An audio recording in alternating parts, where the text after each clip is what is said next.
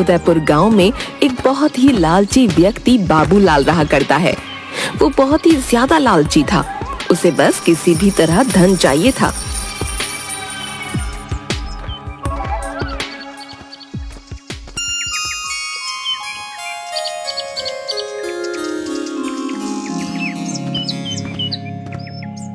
एक दिन गांव के कुछ लोग आपस में बात कर रहे होते हैं। अरे भाई, सुना है अपने गांव में चमत्कारी बाबा आए हुए? सुना है वो बहुत बड़े ज्ञानी हैं। उनसे जो भी मांगो वो अवश्य ही दे देते हैं। हाँ, क्या बोल रहे हो भाई? क्या सच में हमारे गांव में चमत्कारी बाबा आए हुए हैं? अगर ऐसा है तो मैं अवश्य ही उनके पास जाऊंगा। हाँ हाँ हाँ भाई, सुना तो ऐसा ही है। चलो कल सुबह चलकर देखेंगे। मुझे तो काफी कुछ मांगना है चमत्कारी बाबा से। हाँ, उन दोनों की ये बातें बाबूलाल सुन रहा होता है। क्या सच में चमत्कारी बाबा हमारे गांव में आए हैं? अगर ऐसा है तो मैं जरूर जाऊंगा, और वो भी इन लोगों से पहले। मेरी तो वैसे भी बहुत सारी इच्छाएं हैं। हाँ,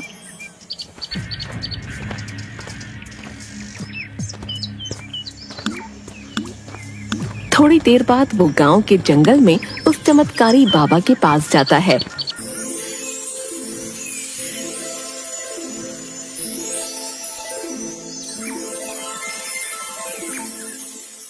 वो चमत्कारी बाबा एक पेड़ के नीचे बैठे ओम का उच्चारण कर रहे थे। ओम ओम ओम ओम। तभी बाबूलाल उनके पास जाता है। प्रणाम बाबा, मैं इस गांव का निवासी हूँ। मैंने बहुत सुना है आपके बारे में। मैं भी आपसे कुछ मांगने आया हूँ। मुझे यकीन है कि आप अपनी शक्ति से मेरी इच्छा अवश्य पूरी करेंगे। हाँ हाँ हाँ, क्यों नहीं बेटा। हमने 100 वर्षों के तप के बाद जो शक्तियां पाई हैं, हम उनकी सहायता से तुम्हारी सहायता अवश्य करेंगे। बताओ तुम्हें क्या चाहिए? बाबा, मैं तो बस आपकी सेवा भाव से आया हूँ। लगता है ये पैतरा काम करेगा। हाँ, आप मेरे घर चलें, मैं आपकी आओ भगत करना चाहता हूँ। इसके अलावा मेरे मन में कोई लालसा नहीं है। आशा करता हूँ आप मना नहीं करेंगे। आज के इस वक्त में तुम्हारे जैसा इंसान जो बिना किसी लोभ के मुझे आमंत्रित कर रहा हो, मैं अवश्य चलूंगा वत्स। जिसके बाद चमत्कारी बाबा बाबूलाल के साथ उसके घर जाते हैं।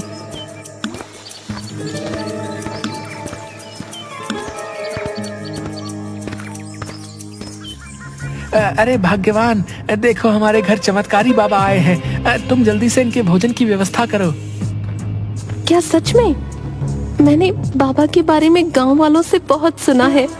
हाँ, आप सभी की इच्छा पूरी करते हैं बाबा। हम तो धन्य हो गए जी। मैं अभी बाबा के लिए भोजन लेकर आती हूँ। हाँ। जिसके बाद चमत्कारी बाबा के सामने भोजन की थालियां सज जाती हैं और बाबा पेट भरकर भोजन करते हैं। अरे वाह वाह बेटा, ये इतना स्वादिष्ट भोजन खाकर तो मेरी आत्मा ही संतुष्ट हो गई। वाह, मैं बहुत खुश हुआ। बोल बच्चा। अरे बाबा, जल्दी से कुछ मांगने को कहो ना। मेरी सांसें सूख रही हैं। इतना तो हम किसी को नहीं खिलाते जितना तू एक बार में ठूस गया। अरे बाबा, ये तो हमारा सौभाग्य है कि आप हमारे अतिथि बनकर पधारे। वत्स, मैं तुम्हें कुछ देना चाहता हूँ। अरे बाबा की जय हो। अरे जय हो बाबा की। आप इतनी श्रद्धा से बोल रहे हो तो हमें बहुत सारा धन चाहिए बाबा, बहुत सारा। इतना कि मुझे जीवन में धन की कभी कोई कमी महसूस ना हो। हाँ बेटा, तुम्हारी ये इच्छा अवश्य ही पूरी होगी। तभी बाबा उसे 4 मिट्टी के दिए देते हैं।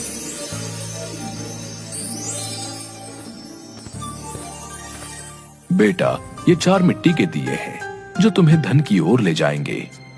जब भी तुम्हें धन की आवश्यकता हो तो पहला दिया जला लेना। दिए के चलते ही तुम्हें एक दिशा दिखाई देगी जिस पर चलकर तुम्हें धन की प्राप्ति होगी। अगर तुम्हें दोबारा धन की आवश्यकता होगी तो दूसरा मिट्टी का दिया जला लेना, जिस पर चलकर तुम्हें फिर से धन की प्राप्ति होगी। अगर फिर भी तुम्हें धन की कमी महसूस हो तो मिट्टी का तीसरा दिया जला लेना, जहां से तुम्हें अपार धन मिल जाएगा। लेकिन भूल कर भी चौथा दिया ना तो जलाना है और ना उस दिशा की ओर जाना है। अगर तुमने ऐसा किया तो तुम अपना सर्वनाश कर बैठोगे। ठीक है बाबा, मैं चौथा दिया नहीं जलाऊंगा। हाँ। अच्छा ठीक है बेटा, अब मैं चलता हूँ। इसके बाद वो बाबा वहाँ से चला जाता है।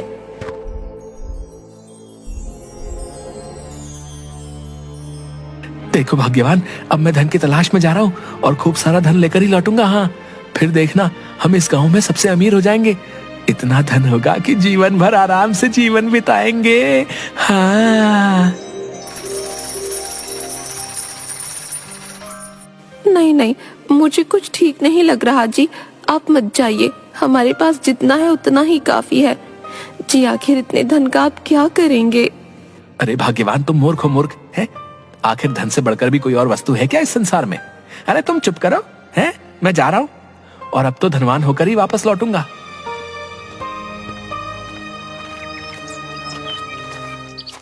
दुख भरे दिन गए रे भैया, अब तो सुख आयो रे। जय हो बाबा की जय हो। कितना दिमाग है मुझ में, कैसे दो चिकनी चुपड़ी बातें करके बाबा से धनवान होने की युक्ति पाली मैंने। वाह रे बाबूलाल वाह, बड़ा बुद्धिमान है रे तू। बाबूलाल वहाँ से एक जंगल की ओर चला जाता है और बाबा का दिया हुआ पहला दिया जला देता है।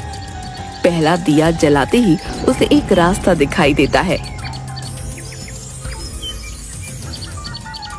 अरे वाह, ये रहा वो रास्ता जो बाबा ने बताया था। वो उस रास्ते पर चलने लगता है। थोड़ी दूरी पर चलते ही उसे एक बूढ़ी अम्मा दिखाई पड़ती है जो बहुत ही ज्यादा रो रही होती है। अरे क्या बात है, यहाँ अम्मा रो क्यों रही है और मेरा धन कहाँ है? इस बुढ़िया से बात करके देखता हूँ। अरे अम्मा, इस जंगल में तुम अकेली और रो क्यों रही हो? अरे बेटा, मेरी उम्र पूरी हो चुकी है, अब मैं मरने वाली हूँ, लेकिन मेरा इस दुनिया में कोई भी नहीं है, इसलिए मैं रो रही हूँ। आखिर मरने के बाद कौन मुझे अग्नि देगा बेटा? मेरे पास मेरा जोड़ा हुआ कुछ धन है, लेकिन मैं उसे ही अपना धन दूंगी जो मेरे मरने के बाद मुझे अग्नि देगा। बाबूलाल ये सुनते ही लालच में आ जाता है। क्या सच में तुम्हारा कोई नहीं है अम्मा? अच्छा कोई नहीं, मैं तुम्हें तुम्हारे मरने के बाद अवश्य ही अग्नि दूंगा। हाँ हाँ, तुम मुझे ही अपना धन दे देना है। ठीक है, यहाँ से कुछ ही दूरी पर मेरी एक झोपड़ी है, उसमें एक पोटली में मेरा धन रखा हुआ है। मेरे मरने के बाद तुम वो धन ले लेना और मेरे शरीर को मुख अग्नि देना। ऐसा बोलते ही बूढ़ी अम्मा के प्राण निकल जाते हैं।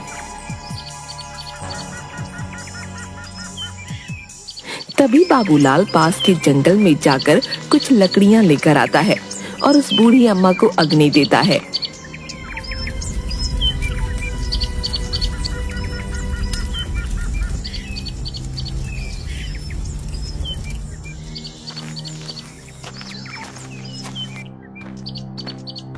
जिसके बाद वो उसकी झोपड़ी में जाता है और उसे वो धन से भरी पोटली मिलती है।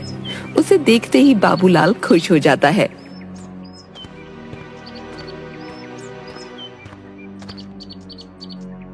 अरे वाह वाह वाह, इसमें तो सच में धन है, लेकिन ये क्या, ये तो बहुत ही कम है। इसमें भला मेरा क्या होगा?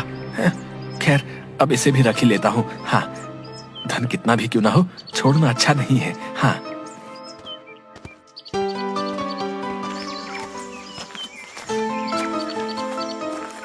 जिसके बाद वो वहाँ से थोड़ा आगे बढ़ता है। इतने कम धन से मेरा क्या होगा? अरे हाँ, मुझे दूसरा दिया जलाना चाहिए। और अब बाबूलाल दूसरा दिया जलाता है। दूसरे दिए के जलते ही उसे फिर से रास्ता दिखता है। बाबूलाल उस रास्ते की ओर चलने लगता है। आगे बढ़ते ही उसे एक जगह दिखती है जो बहुत ही सुंदर होती है। वहाँ पर बहुत सी रोशनी होती है। जमीन के एक टुकड़े के ऊपर बहुत सारी तितलियां उड़ती दिखाई देती हैं। अरे लगता है ये तितलियां मुझे संदेश दे रही हैं। इस जमीन के नीचे ही धन है। हाँ। तभी वो जमीन खोदने लगता है और जमीन के अंदर से अचानक से रोशनी निकलती है। वो देखता है कि एक बहुत ही सुंदर चमकता हुआ हार वहाँ है। ये देखकर तो बाबूलाल की आंखें चार हो जाती हैं। अरे वाह वाह वाह, इतना सुंदर सोने का हार, हाय हाय, ये तो सच में बहुत सुंदर है। वाह वाह वाह वाह, इसे मैं अपनी पत्नी को दूंगा। हाँ, गांव में इतना सुंदर हार तो किसी की भी पत्नी के पास नहीं होगा। अरे वाह वाह वाह, लेकिन भला इस एक हार से मेरा क्या होगा? नहीं नहीं नहीं नहीं नहीं, मुझे तो अपार धन चाहिए। हाँ, बाबूलाल फिर से आगे बढ़ता है और तीसरा दिया जलाता है। तीसरा दिया जलते ही उसे फिर से रास्ता दिखता है और वो उस रास्ते पर चलने लगता है। तभी वो देखता है कि चारों तरफ कुछ भी नहीं है सिवाय एक विशाल पेड़ के। उस पेड़ के पास जाता है। अरे न जाने कहाँ होगा अपार धन, मुझे तो कुछ दिखाई नहीं दे रहा है और अब तो मैं थक भी गया हूँ। जिसके बाद वो उस विशाल पेड़ के नीचे बैठ जाता है। थोड़ी देर बाद उसके ऊपर एक पत्ता गिरता है। जैसे ही वो ऊपर देखता है, उसे एक घड़ा जो बहुत चमक रहा होता है पेड़ की टहनी पर लटका दिखाई देता है।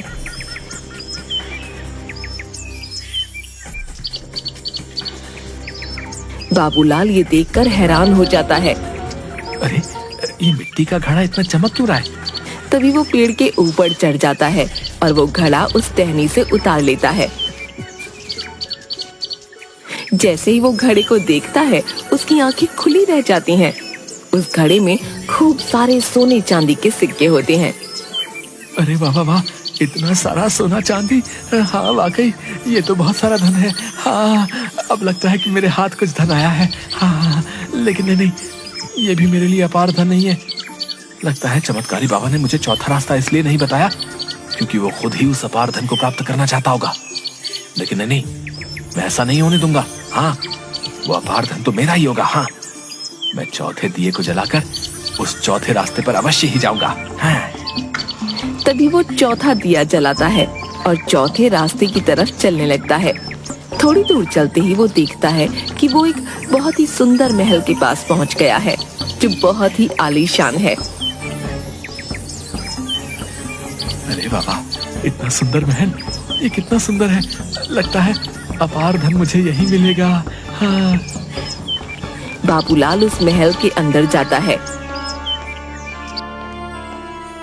वो देखता है कि एक बहुत ही बूढ़ा व्यक्ति चक्की चला रहा होता है और उसके आसपास अपार धन पड़ा है। इतना धन देखकर वो खुश हो जाता है। वाह वाह वाह, इतना धन तो मेरे लिए अपार होगा। हाँ, लगता है ये मेरे लिए है। हाँ हाँ हाँ। आओ आओ बेटा, मैं जानता हूँ तुम यहाँ इस अपार धन की तलाश में आए हो। ये सारा धन तुम्हारा ही है, लेकिन तुम्हें और धन भी मिल सकता है। क्या तुम और धन चाहते हो? क्या कहा? और धन है क्या? सच में मुझे इससे भी अधिक धन मिल सकता है भला? मुझे तो बहुत सारा अपार धन चाहिए। हाँ हाँ, मैं संसार में सबसे अधिक धनी होना चाहता हूँ। हाँ हाँ हाँ। अच्छा तो ठीक है, अगर तुम और भी ज्यादा धन पाना चाहते हो तो उसमें तुम्हारी मदद ये चक्की ही करेगी। हाँ, ये जादुई चक्की है, तुम जितना इसे चलाओगे उतना ही धन तुम्हारे पास आता जाएगा। ये सुनकर बाबूलाल खुश हो जाता है और चक्की जो वो बूढ़ा आदमी चला रहा होता है उसे चलाने लगता है। ऐसे देखते ही देखते वहाँ अपार धन का ढेर लग जाता है और बाबूलाल चक्की चलाते चलाते थक जाता है। थोड़ी देर बाद, अब बस, अब और नहीं, अब और ये चक्की नहीं चला सकता मैं, मुझे इतना ही धन पर्याप्त है। लेकिन जैसे ही वो चक्की को छोड़ना चाहता है, चक्की उसे नहीं छोड़ने देती। वो चाहकर भी अपने हाथों को चक्की से हटा नहीं पा रहा था। अरे ये क्या हो रहा है मेरे साथ? आखिर मेरे हाथ क्यों इस जादुई चक्की को नहीं छोड़ पा रहे? बेटा, ये सब तुम्हारे ही अपार धन के लालच की देन है। मैंने भी तुम्हारी ही तरह उस चमत्कारी बाबा का चौथा दिया जलाया था और यहाँ और अधिक धन के लालच में आ गया था। बाबा के मना करने के बाद भी जो यहाँ आता है वो यहाँ से नहीं जा पाता है। वो सदैव के लिए इसी अपार धन के बीच रह जाता है। बाबूलाल ये सुनकर हैरान हो जाता है। ये आप क्या बोल रहे हैं? ये क्या बोल रहे हैं आप? नहीं नहीं नहीं नहीं, ऐसा नहीं हो सकता। ये सच है बेटा। अब तुम यहाँ से तभी जा सकते हो जब कोई तुम्हारी तरह ही लालची इंसान अपार धन पाने के लालच में यहाँ इस महल में आ जाए, और अगर कोई नहीं आया तो तुम्हें यहीं इस चक्की को चलाते रहना होगा। ये सुनकर बाबूलाल जोर जोर से रोने लगता है। हाय हाय, ये मैंने क्या कर दिया? अपार धन पाने की चाह में अपना सर्वनाश कर बैठा। मुझे अधिक लालच नहीं करना चाहिए था। हाय हाय हाय।